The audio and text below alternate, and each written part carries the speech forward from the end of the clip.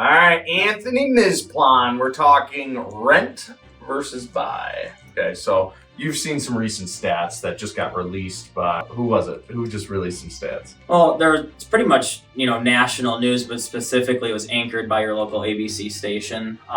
And really what it just tapped into is the outrageous increase year over year from 2023 January till 2024 January in that rent percentage increase, right? Like a 12.5, almost 13% increase in the state of Michigan. And I feel like earlier this year, you and I went through almost like a thesis of why you want to buy versus rent. And it sounds like what you're saying is everything we talked about earlier this year with locking in cost of living, kind of those gaps came true this year, especially in Michigan. Is that true? I would agree with that. Now, again, we have to put the disclaimer out. We do not have a crystal ball. We're not fortune tellers by any means, but we do go off of some hard data, numbers, and science. And it is proving to kind of show that as we keep moving forward in time, it's just always going to be a better opportunity to lock in your cost of living by purchasing, as well as opening yourself up for the opportunity to build equity and to build wealth for your family. Yeah, and we do not have a crystal ball, but what we do know is when you rent, you are at the mercy of someone else. Correct. And the market.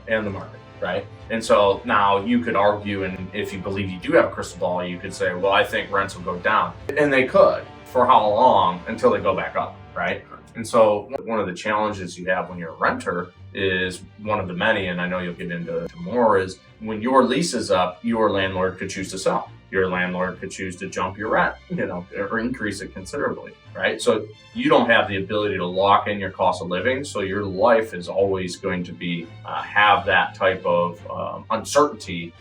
Maybe you have a year lease, maybe you have a 2-year lease. You probably don't have a 3, but maybe you have a 3-year lease. But when that comes up, your life will be uncertain at that point. Can we agree to that? Yeah, absolutely. I think on top of it too, not only are you not locking in your cost of living, but the spillover effect is you might not even be locking in your location, that you might in your desired place that you want to live and raise a family, the school systems, as those rate hikes increase. So that's such a good point. Yeah. You could get priced out of your own city. Yeah, your own neighborhood you grew up in.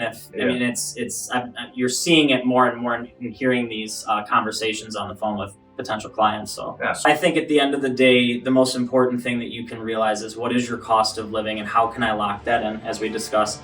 So if you have any questions or you want to talk more about why buying versus renting makes sense, go ahead and reach out. Love to attach you to a great realtor like Anthony. He's a total professional. And let's chat more. Appreciate it. Thanks. Bye. Yeah, thank you.